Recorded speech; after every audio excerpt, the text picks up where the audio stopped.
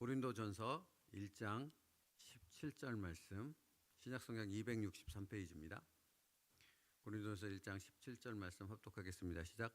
그리스도께서 나를 보내심은 세례를 베풀게 하려 하심이 아니요 오직 복음을 전하게 하려 하심이로되 말의 지혜로 하지 아니함은 그리스도의 십자가가 헛되지 않게 하려 함이라. 아멘. 오늘 말씀의 제목은 하나님의 부르심입니다. 챔버스 목사님은 오늘 말씀을 이렇게 시작하는데, 바울은 하나님의 부르심은 복음을 전하는 것이라고 말합니다. 바울이 말하는 복음의 의미는 주 예수 그리스도 안에서의 구속의 실체를 의미합니다 라고 말합니다. 어째서 이렇게 말하는 것일까요? 구속의 실체는 오직 예수 그리스도의 십자가뿐이라는 것입니다. 그런데 우리는 자꾸만, 그리고 세상은, 그리고 사단은 자꾸만 십자가에서 흘리신 예수님의 피가 아닌 다른 그 어떤 것을 가미하고 뒤섞어서 그리스도의 십자가에만 집중해야 될 우리의 구속의 믿음의 진리를 왜곡하거나 변질시키려 하기 때문에 그렇습니다. 쉽게 얘기하자면 이렇습니다. 여기 강단에서 선포해야 될 것은 무엇입니까? 여기서 선포돼야 될 복음의 진리는 무엇뿐이어야 합니까? 예수 그리스도의 십자가뿐입니다. 그런데 여러분, 지금 변질되어진 설교 강단에서 설교되는 설교 내용을 들어보면 뭐만 없습니까? 예수님만 없습니다. 그러면 처음부터 예수님이 없었겠습니까? 그렇지 않습니다. 예수님이 선포되었는데 다른 무언가가 비슷한 비중으로, 비슷한 무게와 비슷한 권위를 갖고 자꾸 들어오기 시작한 거죠. 그래서 강단에서 지금 다 그런 건 아니지만 많은 교회 강단에서 우리가 경험했듯이 예수는 없는데 무엇이 있습니까? 이 세상에 성공과 축복과 건강과 부를 얘기합니다. 마치 그것이 목적이고 마치 그것이 우리가 믿는 복음의 진리인 것처럼 포장되어져서 말하지요. 여러분, 예수가 없는 구원이 있을 수 있습니까? 없지 않습니까? 그럼에도 불구하고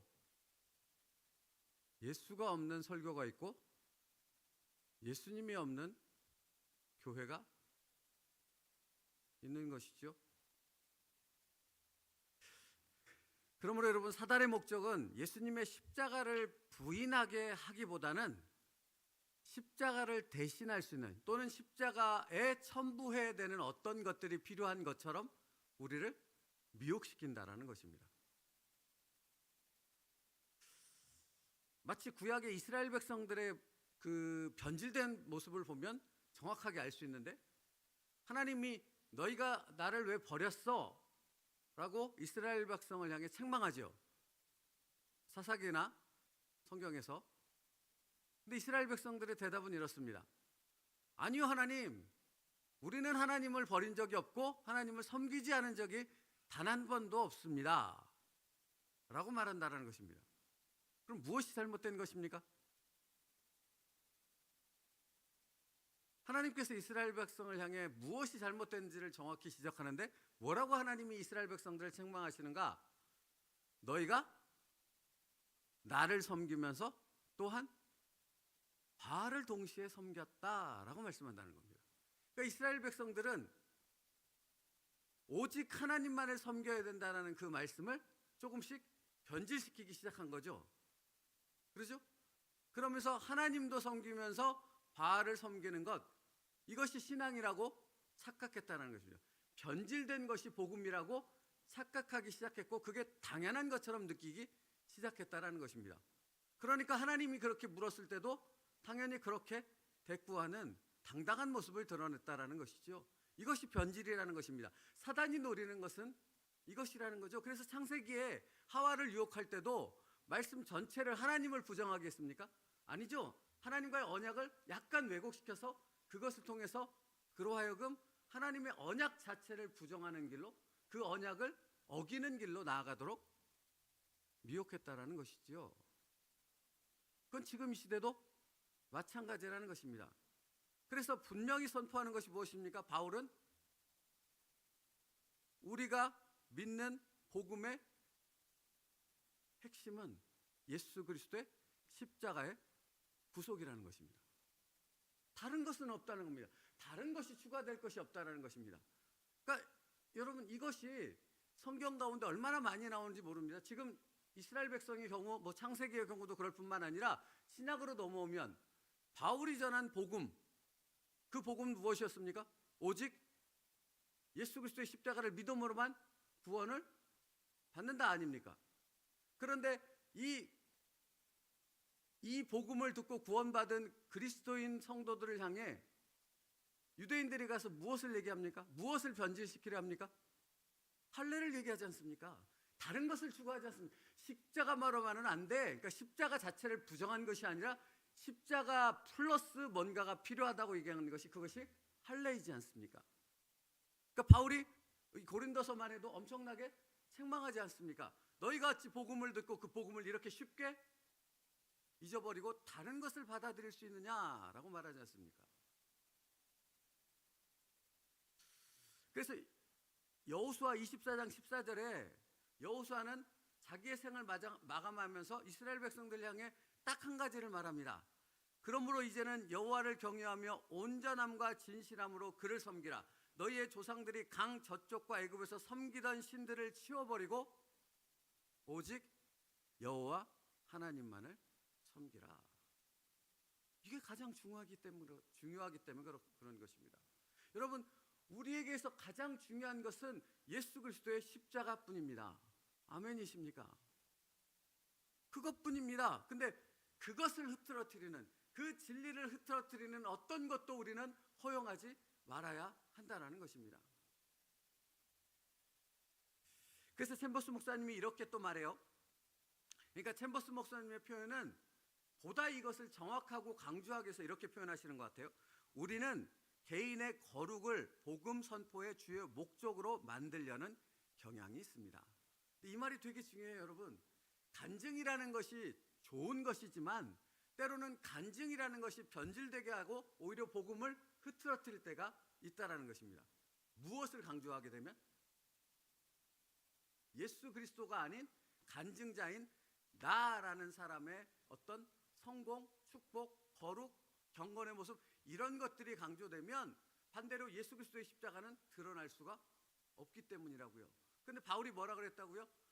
복음의 실체는, 복음의 진정한 의미는 예수 그리스도의 구속의 실체를 드러내고 오직 예수님만 드러내는 것이 복음이라고요.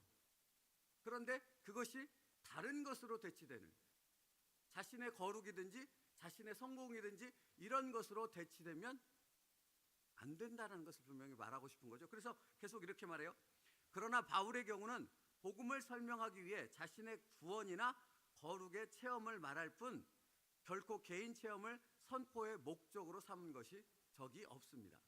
그러니까 방법과 목적이 뒤바뀌면 안 된다는 것이죠. 수단이 목적이 돼버리면 안 된다는 거잖아요. 이것이 정확히 드러나는 것이 돈입니다. 돈. 여러분, 돈은 우리가 하나님을 믿고 하나님을 섬기기 위해 하나님이 주신 축복의 수단이죠. 돈은 수단이에요. 돈은 목적이 아닙니다. 그런데 돈이 목적이 돼버리면 어떻게 되는 것입니까? 하나님이 어떻게 돼요? 수단이 돼버리는 겁니다. 이게 뒤바뀌어요. 기도를 합니다. 예배를 드립니다. 하나님 앞에 헌금을 드립니다. 왜 합니까? 내가 이루고자 하는 목적을 이루기 위해서 그 하나님을 수단으로 사용하는 것으로 완전 뒤바뀌어져요. 이렇게 된 교회가 얼마나 많은지 모릅니다. 그런데 이렇게 바뀌어졌는데 그것이 바뀌어졌다는 것을 몰라요.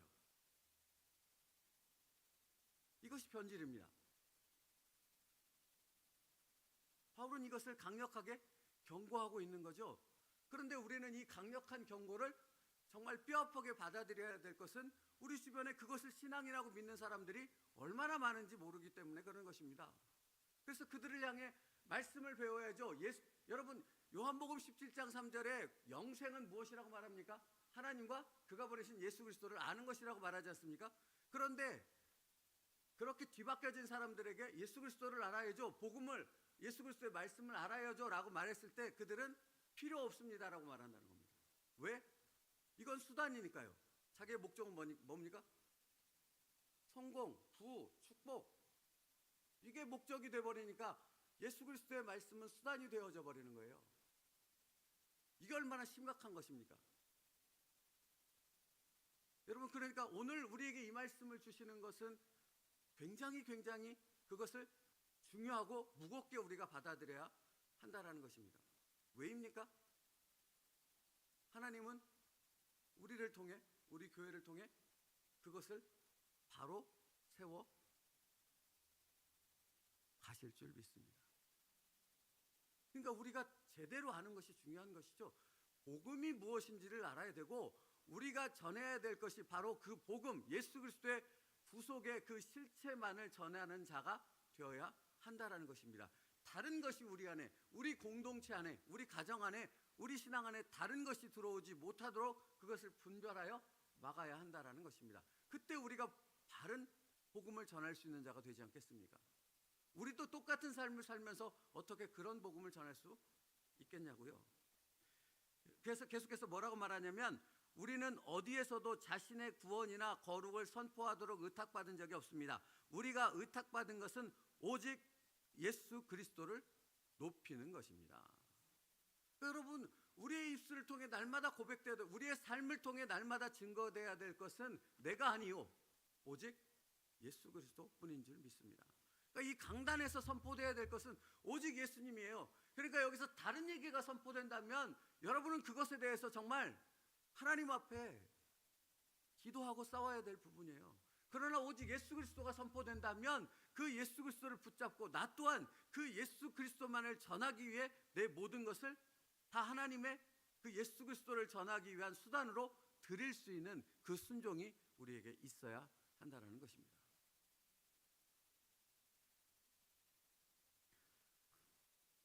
그러므로 오늘 말씀이 너무나 중요한 이유는, 우리가 살고 있는 지금 이 시대에는 교회임에도 불구하고 십자가가 없는 복음, 예수 그리스도가 없는 설교가 판을 치고 있는 이 시대에 우리 교회를 통해, 여러분을 통해 그 복음의 진리를 전하고자 하는 하나님의 뜻을 여기 무겁게 받아들이며 그 복음만을 전하기 위한 도구로 나의 모든 것을 하나님 앞에 내어드릴 수 있는 순종으로 나아오길, 그 하나님의 부르심이 우리에게 들려지고 있다는 것입니다.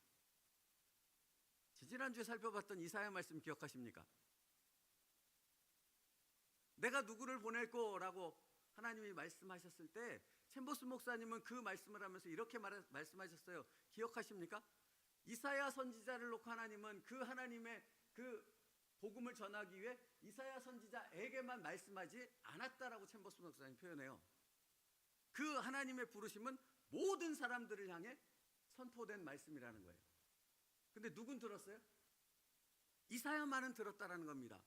이사야가 왜 들을 수 있었는가? 하나님과의 깊은 인격적 관계, 영적 관계를 맺고 있었기에, 복음이 무엇인가를 그는 알고 있었기에 그는 그 하나님의 음성을 들을 수 있고 그 자신을 하나님 앞에 내어드리는, 내가 여기 있사오니 나를 보내소서라고 응답할 수 있었다라는 것입니다.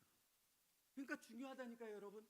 이 복음이 선포되었을 때, 이 진리가 선포되었을 때 이것을 알아듣는 자가 되어야 되고, 이것을 알아들을 때만이 그 하나님의 부르심에, 오늘 말씀의 제목이 하나님의 부르심 아닙니까? 그 하나님의 부르심에 응답할 수 있는 자가 될 수 있다고요. 여러분, 직분 하나도 안 중요하다는 말을 제가 자주 하잖아요. 목사 다 필요 없습니다. 목사임에도 불구하고 그 부르심을 듣지 못하는 사람이 얼마나 많은지 모릅니다. 그러나 성도임에도 불구하고 그 부르심을 명확히 듣고 그 부르심 안에서 오직 예수 그리스도만을 드러내는 삶을 살아가는 이들이 또한 얼마나 많은지 모른다라는 사실입니다. 당신이 그런 사람 되어지길 주님의 이름으로 축복합니다.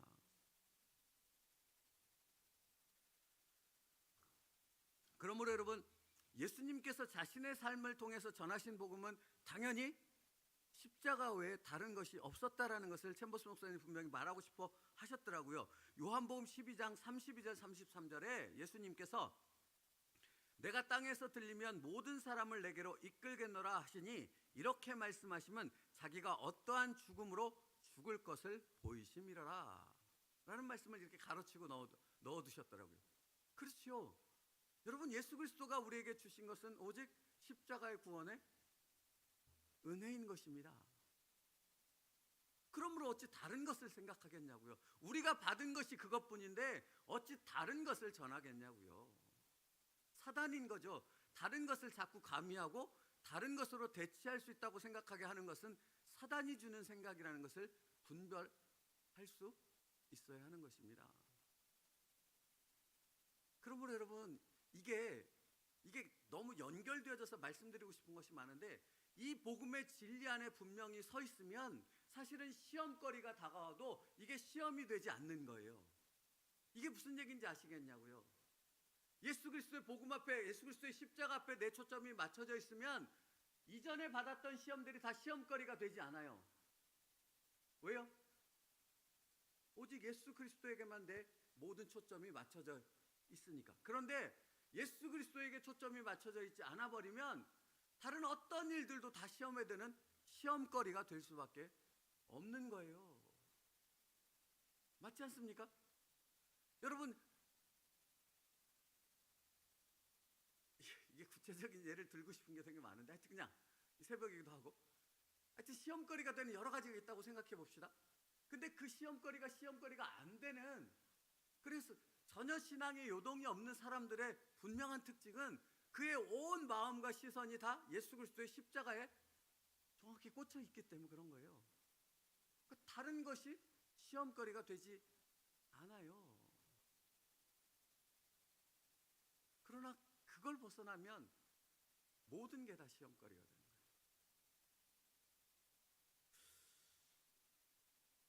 보십시오. 챔버스 목사님의 표현을 조금 더 읽어드릴게요. 예수 그리스도께서 나를 성자로 만들기 위해 구속의 고난을 당하셨다고 말하지 마십시오. 그런 주장은 진리를 모르는 말일 뿐입니다.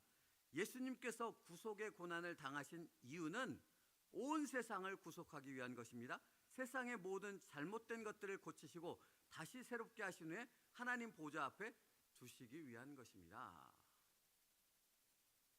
왜요?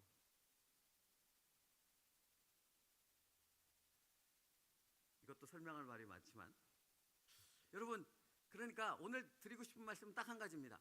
오늘 이 새벽에 우리로 이 말씀을 나누게 하신 것은, 이 땅에 필요한 것은 온 세상의 구주가 되셔서 온 사람들의 죄를 사하러 오신 그 예수 그리스도만이 선포되는 교회를 예수 그리스도의 피값으로 이 땅에 세우셨다라는 것입니다. 그것을 우리로 하여금 다시 듣게 하시는 이유는 우리 교회가 그 예수 그리스도만을 전하는 교회로, 우리 교회 한 사람 한 사람 성도 그 분들이 그 예수 그리스도만을 드러낼 수 있는 진정한 복음을 전하는 전도자로 세워지기를 하나님은 원하시고 우리 교회를 그렇게 이끌고 가신다라는 것입니다. 이것을 붙잡으십시오. 그러면 여러분을 괴롭혔던 시험거리는 다 떠나가고 모든 것이 다 은혜요, 모든 것이 다 감사입니다 하는 놀라운 그 믿음의 세계 안으로 여러분이 들어가게 되어질 줄 믿습니다.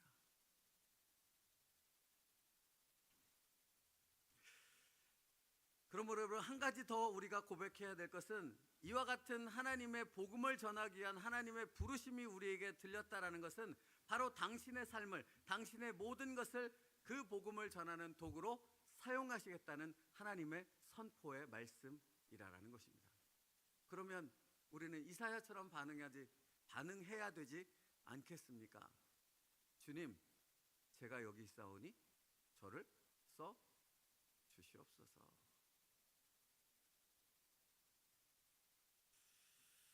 그렇습니다, 여러분. 그러니까 하나님의 복음을 전하는 진정한 일꾼은 여기 스티그마를 가진 사람들인 겁니다. 예수 그리스도를 가진 사람들입니다. 그러니까 그 예수님만 드러낼 수밖에 없다라는 것이죠. 여러분, 다메섹 도상에서 부활하신 예수님을 만난 사도 바울에게 하나님의 부르심이 들렸습니다.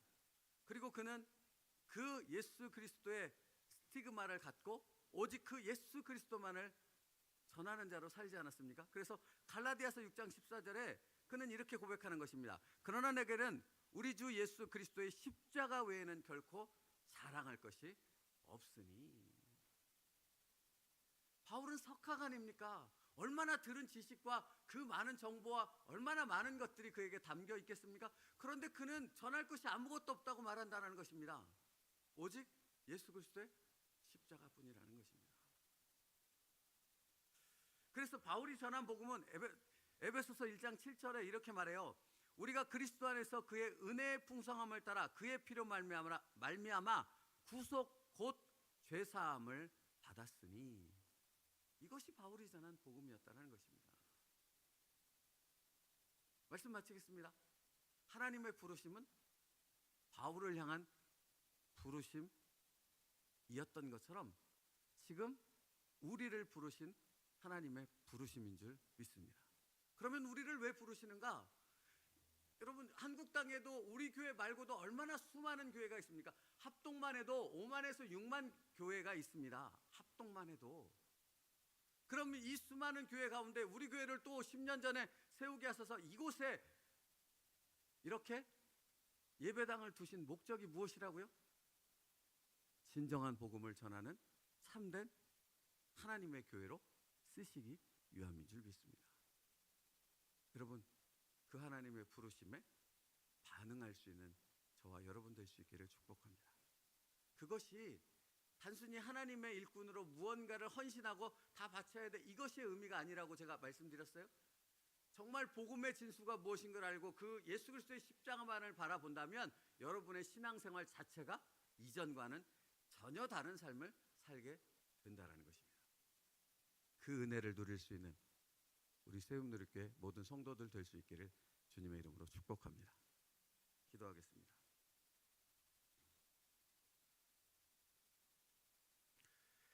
그러나 내게는 우리 주 예수 그리스도의 십자가 외에는 결코 자랑할 것이 없다고 고백한 사도 바울의 고백처럼 우리 세움누리교회 모든 성도들이 자신의 삶의 현실 속에서 날마다 예수 그리스도의 십자가 외에는 다른 것을 말할 것이 없다고 고백하는 진정한 하나님의 전도자들로 설 수 있도록 주님 우리를 세워주시고 우리를 사용하여 주시옵소서. 우리 교회가 정말로 예수 그리스도의 십자가만을 전하기 위해 모든 것을 하나님의 도구로 내어드릴 수 있는 그 진정한 순종으로 나아가게 하여 주시옵소서. 두려워하지도 말게 하시고 아까워하거나 주저하지도 말게 하옵소서. 예수님의 십자가를 위해서라면 모든 것을 다 내어드릴 수 있습니다 라고 고백하며 순종할 수 있는 저희 세움누리교회 되어지게 하여 주시옵소서. 예수님의 이름으로 기도 올려옵나이다.